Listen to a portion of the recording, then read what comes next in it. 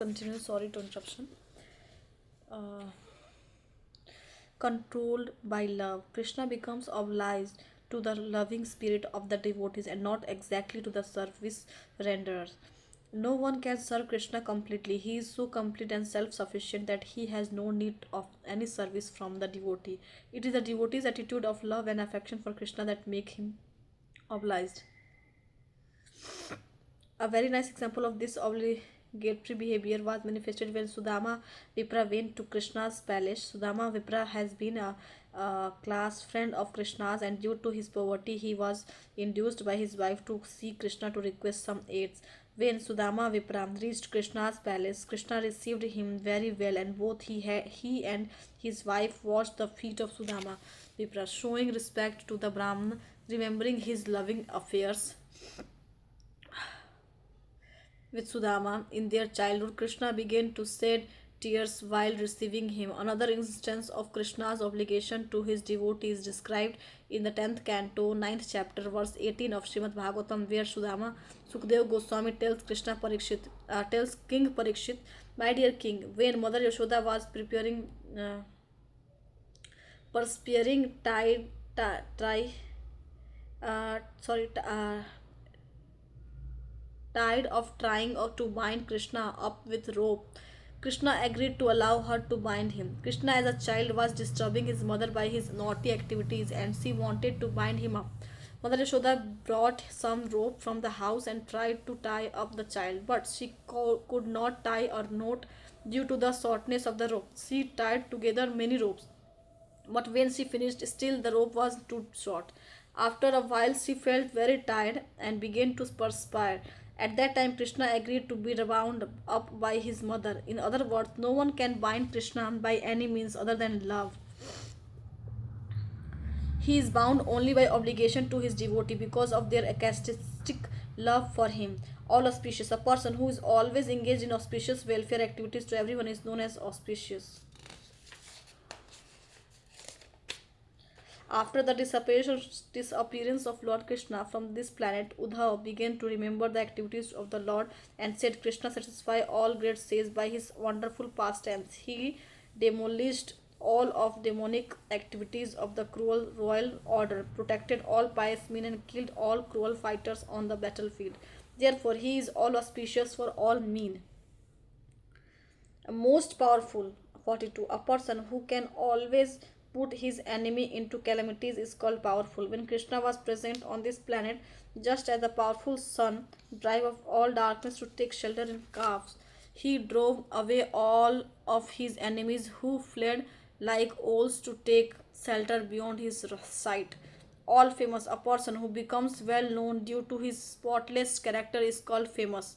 It is stated that the diffusion of Krishna's fame is like moonshine, which turns darkness into light. In other words, if Krishna consciousness is preached all over the world, the darkness of ignorance and the anxiety of material existence will turn into the whiteness of purity, peacefulness, and prosperity. When the great sage Narad was chanting the glories of Lord, the bluish line on the neck of Lord Shiva disappeared. Upon seeing this, Gauri, the wife of Lord Shiva, suspected Lord Shiva of being someone else disguised as her husband, and out of fear, she immediately left his company. Upon hearing the chanting of Krishna's name, Lord Balram saw that his dress had become white, although he was generally accomplished to bluish dress, and the cowherd girls saw all the water of the Yamuna river turn into milk, so they began to churn it into butter. In other words, by spreading of Krishna consciousness, all the glories of Krishna, everything became white and pure. Hari Bol. 44. Popular. Any person who is very dear to people in general is called a popular man. As for Krishna's popularity, there is a statement in the first canto 11th chapter verse 9 of Srimad Bhagavatam that deals with his returning home from the capital of Hastinapur while he had been absent from Dwarka at the battle of Kurukshetra. All the citizens of Dwarka had become morose. Then when he returned, the citizens joyfully received him and said, Dear Lord, while you were absent from the city, we passed our days in the darkness of night, as in the darkness of night every moment appears to be a long duration of time. So while You were gone, every moment appeared to us like millions of years.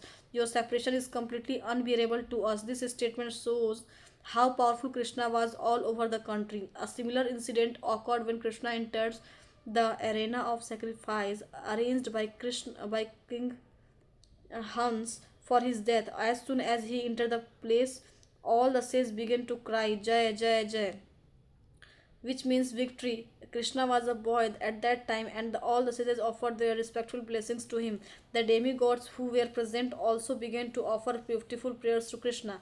All the ladies and girls present expressed their joy from all corners of the arena. In other words, there was no one in that particular place with whom Krishna was not very popular. Partiality to devotee. Although Krishna is the supreme personality of Godhead and is therefore not partial to anyone, it is stated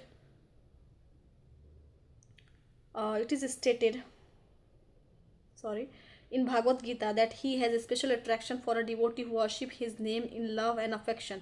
When Krishna was on this planet, one devotee expressed his feeling in this way: My dear Lord, if you had not appeared on this planet, then all the asuras and atheists would have surely created havoc against the activities of the devotee. I cannot imagine the magnitude of such devastation prevented by your presence. From the very beginning of his appearance, Krishna was the greatest enemy of all demonic persons. Although Krishna's enmity towards the demons is actually comparable to this his friendship with the devotees. This is because any demon who is killed by Krishna receives immediate salvation. Very attractive to all women. Any person who has a special qualification become immediately very attractive to women. A devotee made the following statement about the Queen of Dwarka: How shall I describe the glories of the queens of Dwarka who were personally engaged in the service of the Lord? The Lord is so great that simply by chanting his name, all the great sages like Narad can enjoy transcendental bliss. So, what can be said about those queens who were at every moment seeing the Lord and serving his personally? Krishna had 16108 wives in Dwarka, and each and every one of them was attracted to Krishna just as iron is attracted by a magnet. There is a statement by a devotee: My dear Lord, you are just like a magnet, and all the damsels of Braj are just like iron. In whichever direction you are moving, they are following you, as iron is attracted by magnetic force. All worshipable. A person who is respected and worshipped by all kinds of human beings and demigods is called Sarvaradhya, or all worshipable. Krishna is worshipped not only by all living entities, including the great demigods like Lord Shiva and Lord Brahma, but also by Vishnu, expansion form of Godhead, such as Balram and Sesha. Balram is a direct expansion of Krishna, but he still accepts Krishna as worshipable. When Krishna appeared in the arena of the Rajashura sacrifice organized by Maharaj Yudhishthira to all present, including great sages and demigod, Krishna became the chronosaur, the center of attraction, and everyone offered him respects. All opulent, Krishna is full of all opulence, namely strength, wealth, fame, beauty, knowledge, and renunciation. When Krishna was present in Dwarka, his family, which is known as the Yadu dynasty, consisted of 560 million members, and all of these family members were very obedient and faithful to Krishna. Therefore, there were more than 90,000 big palatial buildings there to house all the people, and everyone in them respected Krishna as the most worshipable. Devotees were astonished to see the opulence of Krishna. This was verified by Bilva Mangala Thakur when in Krishna Karnamrita he addressed Krishna thus: My dear Lord, what can I say about the opulence of your Vrindavan? Simply the ornaments on the legs of the damsels of Vrindavan are more than Chintamani, and their dresses are as good as the heavenly Parijata flowers, and the cows exactly resemble the Surabhi cows in the transcendental abode. Therefore, your opulence is just like an ocean that no one can measure. All honorable. 49. A person who is chief among all important persons is called all honorable. When Krishna was living as Dwarka, demigods like Lord Shiva, Lord Brahma, Indra, the king of heaven, and many others used to come to visit him. The doorkeepers who had to manage the entrance of all these demigods one very busy day said, My dear Lord Brahma and Lord Shiva, please sit down on this bench and wait. My dear Indra, please desist from the reading your prayers. This is creating a disturbance. Please wait silently. My dear Varuna, please go away. And my dear demigods, do not waste your time uselessly. Krishna is very busy. He cannot see you. The supreme controller. There are two kinds of controller or lords. One who is independent is called controller, and one whose orders cannot be neglected by anyone is called controller.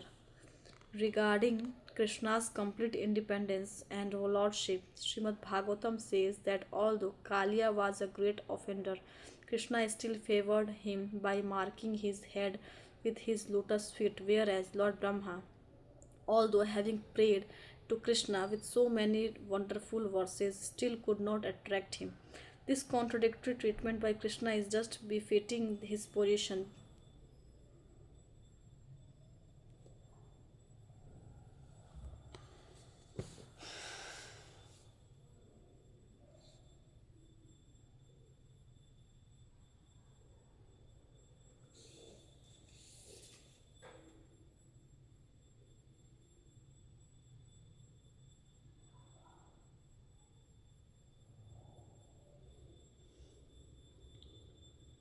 Because in all the Vedic literature he is described as a complete independent. In the beginning of Srimad Bhagavatam, the Lord is described as Swarth, which means completely independent. That is the position of the supreme absolute truth. The absolute truth is not only sentient, but is also completely independent. As for Krishna's orders not being neglected by anyone in Srimad Bhagavatam, 3rd Canto, 2nd chapter, verse 21, Uddhav tells Vidur, Lord Krishna is the master of the three modes of material nature. He is the enjoyer of all opulence, and therefore there is no one equal to or greater than him. All the great kings and emperors used to come before him, offer their gifts, and pay obeisances with their helmets at the feet of the Lord. One devotee said, My dear Krishna, when you order Brahma, now you may create the universe. When you order Lord Shiva, now you dissolve this material manifestation. When you are in this way creating and dissolving the material creation yourself simply by your orders and by your partial representation of Vishnu, you are maintaining the universes. In this way, O Krishna, O enemy of Kans, there are so many Brahmas and Shivas who are simply carrying out your orders. Changeless. Krishna does not change his constitutional position, not even when he appears in this material world. Ordinary living entities have their constitutional spiritual positions covered. They appear in different bodies, and under the different bodily conception of life, they act. But Krishna does not change his body. He appears in his own body and is therefore not affected by the modes of material nature. In the first canto, 11th chapter, verse 38 of Srimad Bhagavatam, it is stated that the special prerogative of the supreme controller is that he is not at all affected by the modes of nature. The practical example of this is that devotees who are under the protection of the Lord are also not affected by material nature. To overcome the influence of material nature is very difficult, but the devotees or the saintly persons who are under the protection of the Lord are not affected. So, what need is there to speak of the Lord Himself? To be more clear, although the Lord sometimes appears in this material world, He has nothing to do with the modes of material nature, and he acts with full independence in his transcendental position. This is the special quality of the Lord. All cognizant. Any person who can understand the feelings of all persons and incidents in all places at all time is called all cognizant. A nice example of the all cognizant quality of Lord is described in Srimad Bhagavatam, 1st Canto, 15th chapter, verse 11. In connection with Durvasa Muni's visit to the house of the Pandavas in the forest, following a calculated plan, Duryodhan sent Durvasa Muni and his 10,000 disciples to the guest of Pandavas in the forest. Duryodhan arranged for Durvasa and his men to reach the place of the Pandavas just when the Pandavas' lunchtime ended, so that the Pandavas would be caught without sufficient means to feed such a large number of guests. Knowing the Duryodhana's plan, Krishna came to the Pandavas and asked their wife Draupadi if there were any remnant of food which she could offer to him. Draupadi offered him a container in which there was only a little fragment of some vegetable preparation, and Krishna at once ate it. At that moment, all the sages accompanying Durvasa were taking bath in the river, and when Krishna felt satisfaction from eating Draupadi's offering, they also felt satisfaction and their hunger was gone. Because Durvasa and his men were unable to eat anything more, they went away without coming into the house of Pandavas. In this way, the Pandavas were saved from the wrath of Durvasa. Duryodhan had sent them because he knew that since the Pandavas would not be able to receive such a large number, Durvasa would become angry and the Pandavas would be cursed. But Krishna saved them from this calamity by his trick and his all cognizant quality.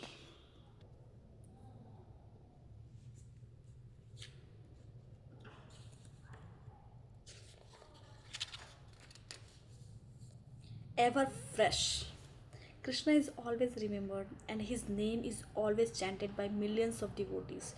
But the devotees never became saturated. Instead of becoming disinterested in thinking of Krishna and in chanting his holy name, the devotees get newer and newer impetus to continue the process. Therefore, Krishna is ever fresh. Not only Krishna. This feeling is so interesting because मैं अभी वही feel कर पा रही थी कि समय के साथ कृष्ण के साथ ऐसा लगता है कि ना हाँ आप सुन चुके हैं। ऐसा क्यों नहीं लगता? अगर कोई वही स्टोरी हम बार बार मूवी दिखाया जाए तो हम नहीं देख पाते ना। तो ये सब भी रियलाइजेशन होना चाहिए इंसान को, एक बार ट्राई करके तो ज़रूर देखना चाहिए कि कुछ तो इंटरेस्टिंग है जिससे लाइक गिगलिंग वाला फीलिंग आता है। It's nice. कृष्ण के बारे में इतना सुनो ना, सुनने को ही तो अच्छी चीज़ें जाती हैं तब बहुत अच्छा लगता है ऐसा ऐसा। Okay, so let's continue.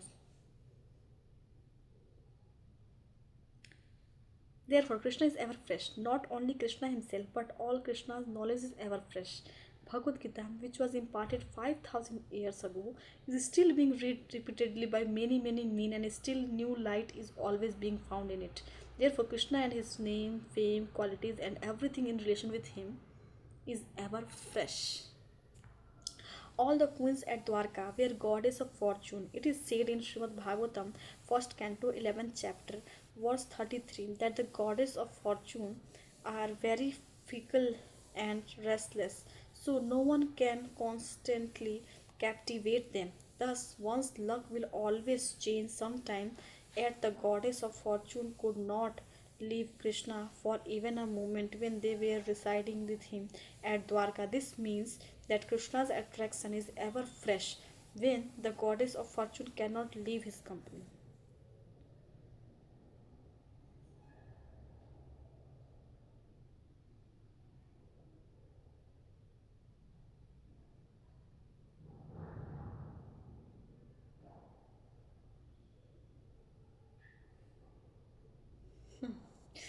ये भी अच्छा था ना, लाइक जो लक्ष्मी होती है वो कैसे एक जगह टिकती नहीं है, never stick on same place, और कृष्ण के साथ रुकती है। कुछ तो बात होगी ना। हमारे कृष्ण है इतने सुंदर, इतने प्यार। Regarding Krishna's attractive features being ever fresh, there is a statement by Radharani in the Lalita Madhava in which Krishna is compared to the greatest sculptor because he is expert in chiseling at the chastity of women. In other words, although chaste women may follow the rules and regulation of Vedic principles to become ever faithful to their husbands, Krishna is able to break their stone-like chastity with the chisel of his beauty. Most of the girlfriends of Krishna were married, but because Krishna was their friend before their marriage, they could not forget his attractive features, which were always fascinating to them. even after their marriages. Sachidanand Vigra. This sentence, this word is so close to me. Krishna's transcendental body is eternal, full of knowledge and bliss. Sat means ever existing for all time and in all places. In other words, all pervading in time and space. Chit means full of knowledge. Krishna has nothing to learn from anyone. He is independently full of all knowledge. Ananda means the reservoir of all pleasures. The impersonalists are seeking to merge into the Brahman effulgence of eternity and knowledge. But the major portion of the absolute pleasure which is in Krishna is avoided by them. One can enjoy the transcendental blissfulness of merging into the Brahman effulgence after being freed from all contamination of material illusion. False identification, attachment, detachment, and material absorption. There are a preliminary qualification of a person who can realize Brahman. It is stated in Bhagavad Gita that one has to become full of joyfulness. This is not exactly joyfulness but a sense of freedom from all anxieties. Freedom from all anxieties may be the first principle of joyfulness, but it is not actual joyfulness. Those who realize the self or become Brahman Bhuta are only preparing themselves for the platform of joyfulness. That joyfulness can be actually achieved only when comes into contact with Krishna. Krishna consciousness is so complete that it includes the transcendental pleasure derived from impersonal or Brahman realization. Even the impersonalist will become attracted to the personal form of Krishna, known as Syam Sundar. It is confirmed by the statement of Brahma Samhita that the Brahma effulgence is the bodily ray of Krishna. The Brahman effulgence is simply our exhibition of the energy of Krishna. Krishna is the source of Brahman effulgence, as he himself confirms in Bhagavad Gita. From this, we can conclude that the impersonal feature of the Absolute Truth is not the ultimate end. Krishna is the ultimate end of the Absolute Truth. The members of the Vaishnava schools therefore never try to merge into Brahman effulgence in their pursuit of spiritual perfection. They accept Krishna as the ultimate goal of self realization. Therefore, Krishna is called Param Brahma, the Supreme Brahman, or Parameshwara, the Supreme Controller.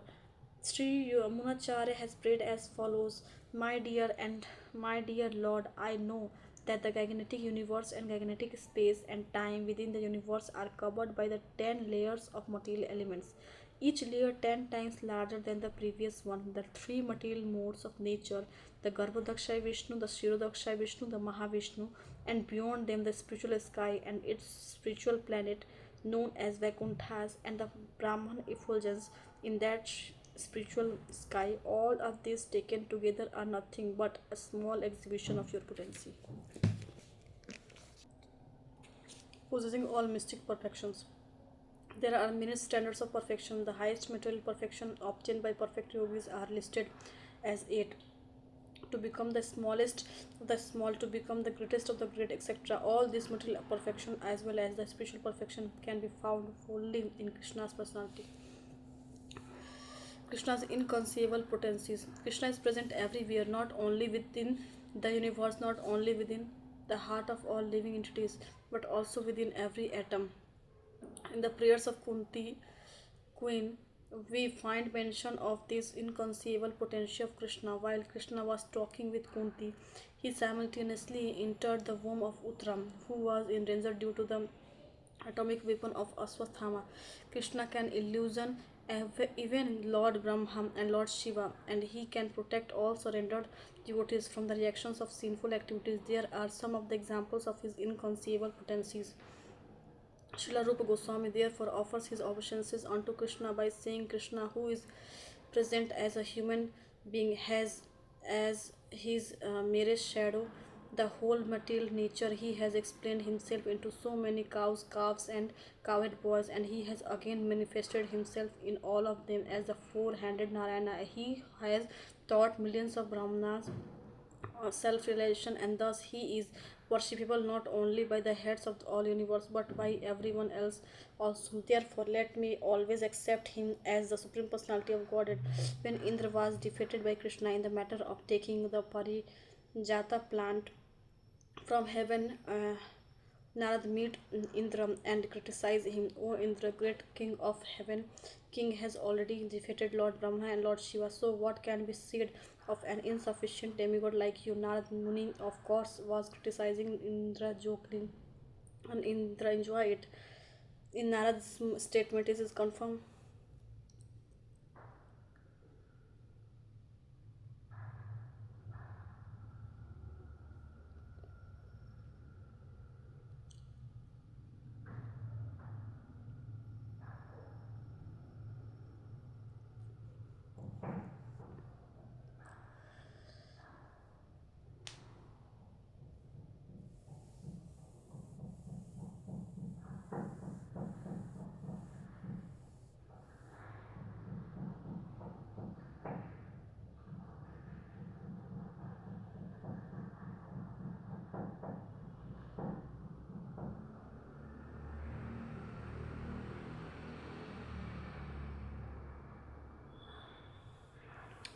In Narad's mission, it is confirmed that Krishna was able to illusion even Lord Brahma and Lord Shiva as well as Indra. So there is no question of Krishna's power to do the same to lesser living entities.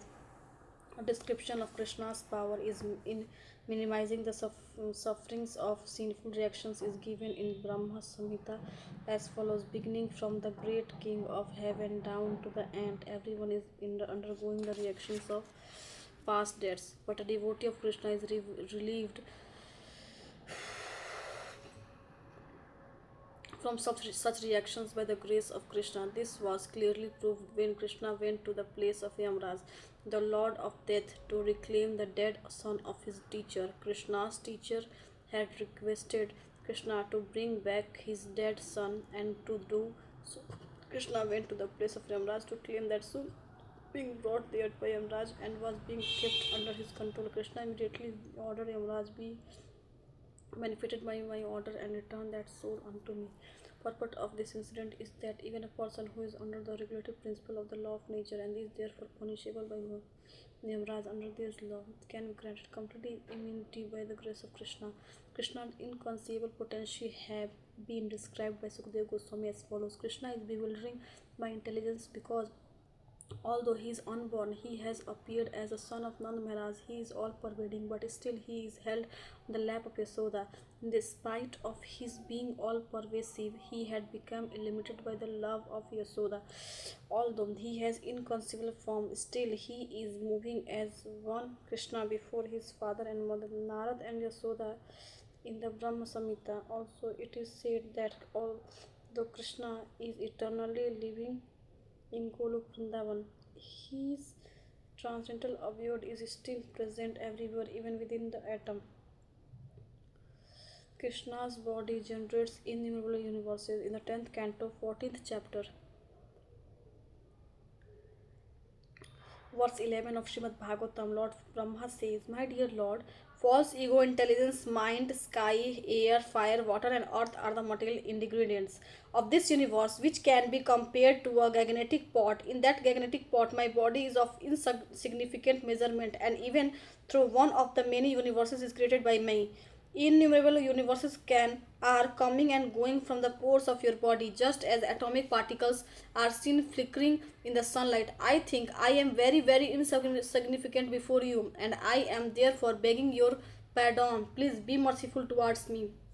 If one take account of only one universe, he will find so many combinations of wonderful things within, because there are innumerable planets, innumerable residents and places of demigod. The diameter of the universe is 4 billion miles, and it is infested with many unfathomable regions known as patals or lower planetary systems. Although Krishna is the origin of all this, he can always be seen in Vrindavan exhibiting his inconceivable potency. So, who can adequately worship such an all powerful Lord possessed of such inconceivable energy?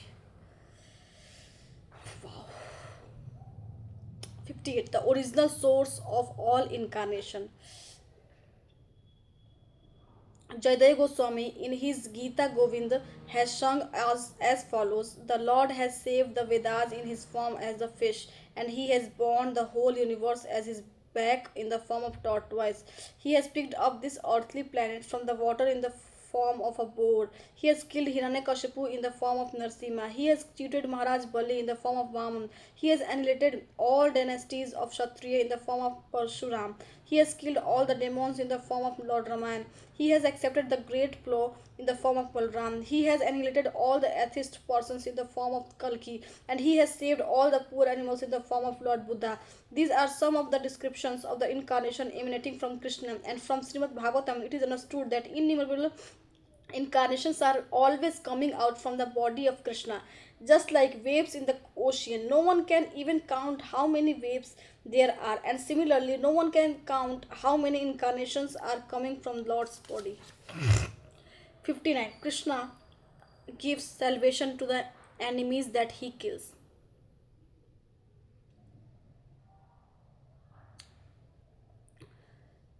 Another name for salvation is upvarg. Upvarg is the opposite of pavarg, or the various miserable conditions of material existence. The word pavarg indicates the combination of five Sanskrit letters pa, pha, ba, bha, and ma. Their letters are the five letters of the words for five different conditions as described below. The first letter pa comes from the word parabha, which means defeat. In this material struggle for existence, we are simply meeting defeat. Actually, we have to conquer birth, death, disease, and old age. And because there is no possibilities of overcoming all these miserable conditions due to the illusion of Maya, we are simply meeting with parabha or defeat. The next letter pha is taken from the word phena.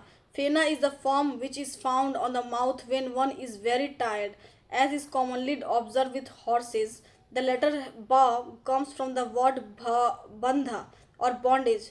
Bha is taken from the word bhiti or fearfulness. Ma is taken from the word mriti or death. So the word power signify our struggle for existence and our meeting with defeat, exhaustion, bondage, fearfulness, and at last death. Upvarg means that which can nullify all of these material conditions. Krishna is said to be the giver of Apavarg, the path of liberation. For the impersonalist and the enemies of Krishna, liberation means merging into the supreme. The demons and the impersonalists do not care for Krishna, but Krishna is so kind that he gives this liberation even to his enemies and to the impersonalists. There is the following statement in this connection: O Murli Krishna, Murari, how wonderful it is that although the demons who were always envious of the demigods have failed to penetrate your military planets, they have penetrated the region of Mitra, the sun globe. The word Mitra is used metaphorically. Mitra means the sun globe, and Mitra also means friend.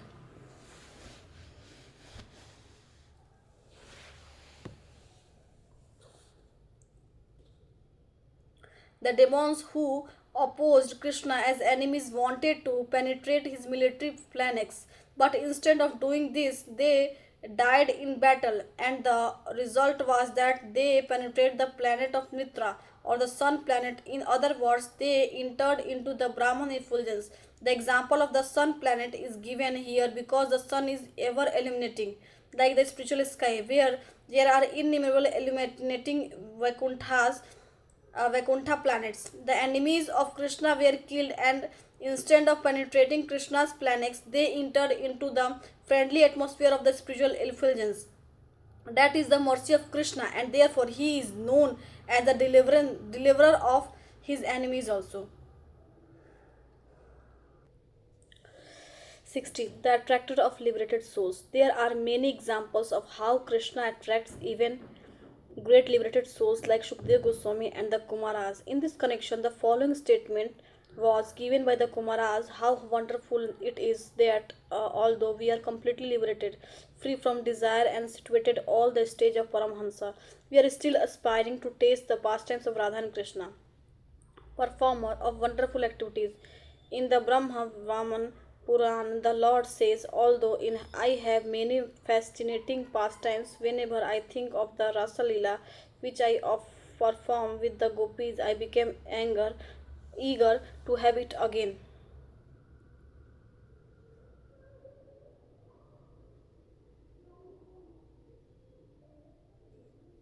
Once the devotee has said, I know about Narayana, the husband of the goddess of fortune, and I also know about many other incarnations of the Lord. Certainly, all the pastime of such incarnations are exciting to my mind.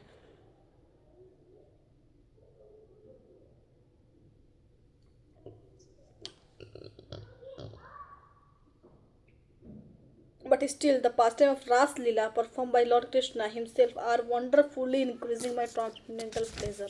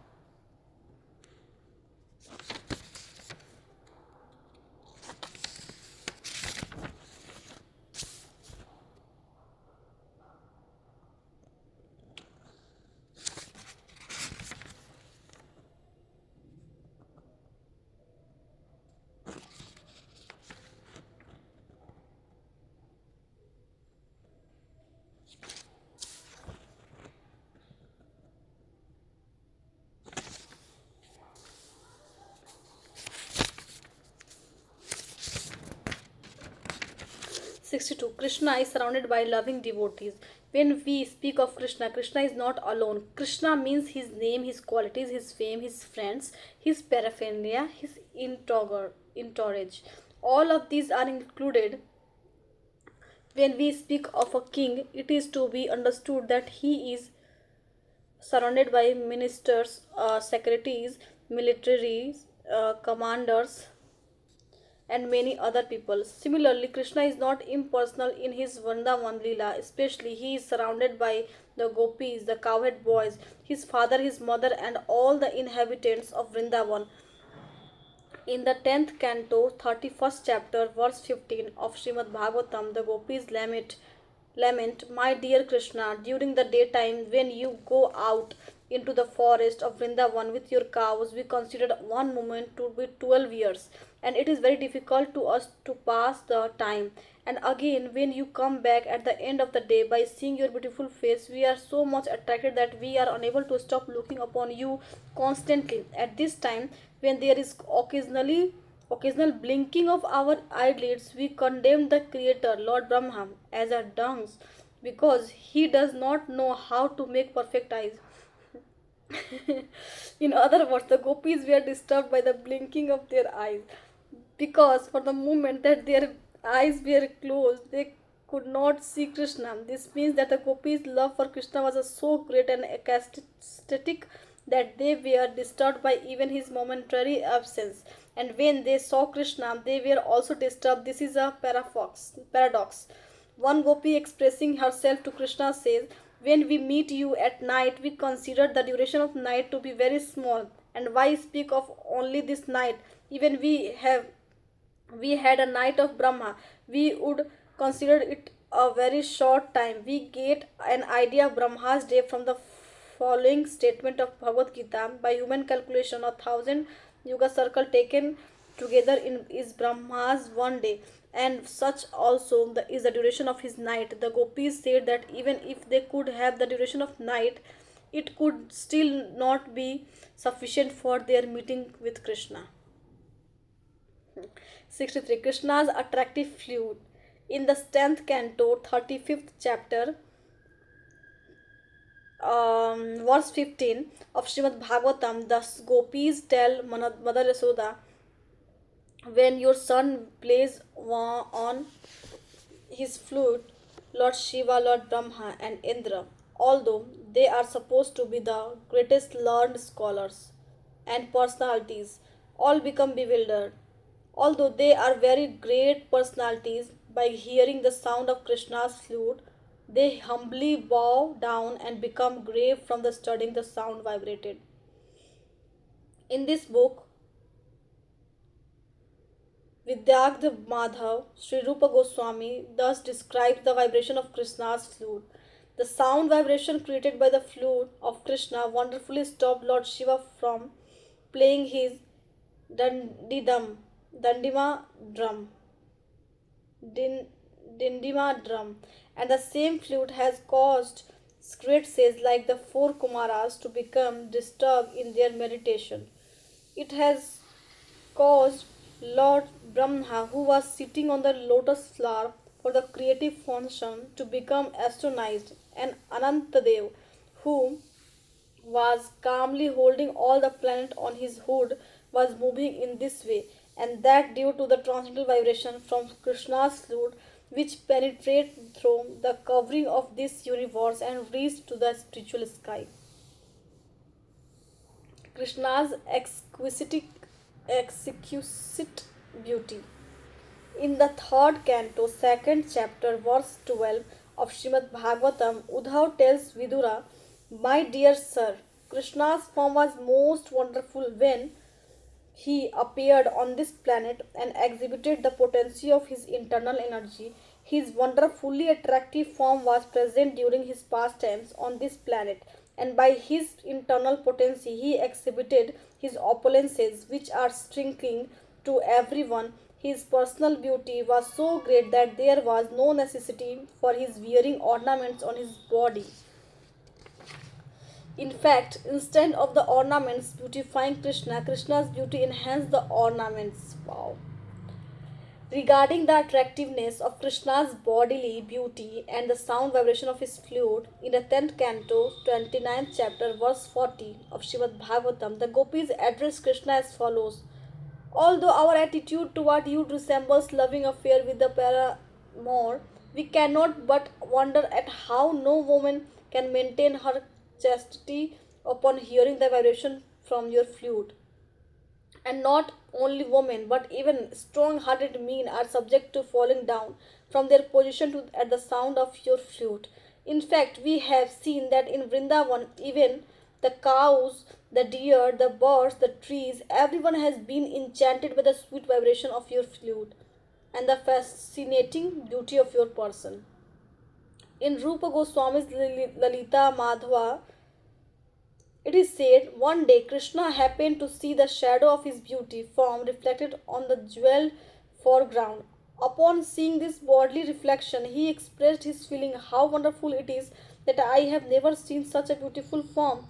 Although it is my own form, still like Radharani, I am trying to embrace this form and enjoy celestial bliss." This statement shows how Krishna and his shadow reflection are one and the same. There is no difference between Krishna and his shadow reflections, nor between Krishna and his picture, that is the transcendental position of Krishna. The above statements describe some of the wonderful reservoir of pleasure within Krishna, as well as the transcendental qualities of his personality. The transcendental qualities of Krishna are compared to the ocean. No one can estimate the length and breadth of the ocean, but as one can understand the ocean's content simply by tasting one drop of it. So these statements will give us some understanding of Krishna's transcendental positions and qualities.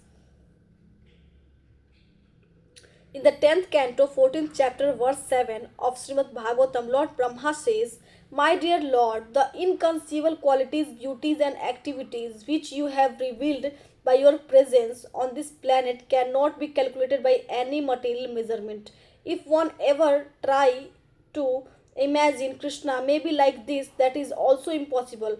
The day may come when the material scientist, after many births or after many years, will be able to estimate the atomic constitution of the whole world, or he may be able to count the atomic fragment that permeate the sky, or he may even give an estimate of all the atoms within the universe, but still he will never be able to count the transcendental qualities in your reservoir of transcendental bliss."